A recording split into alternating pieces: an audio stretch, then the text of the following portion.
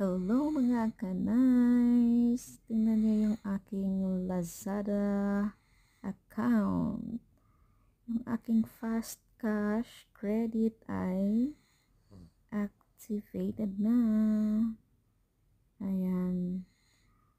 Yung totoo, ang laki ng offer ng last bill later sa akin. Nasa 57,000 na yung offer.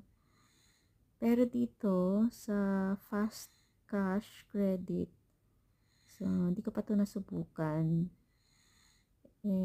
Parang gusto ko siyang i-try. Yan, ito yung pwede mong ma-loan. So sa akin yung credit offer ko is 20,000.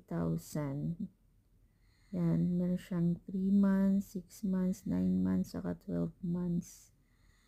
Kaya titingnan ko kung alin maganda sa last pay later or sa fast cash na credit. So titingnan ko kung alin ang mas mababa ang tubo.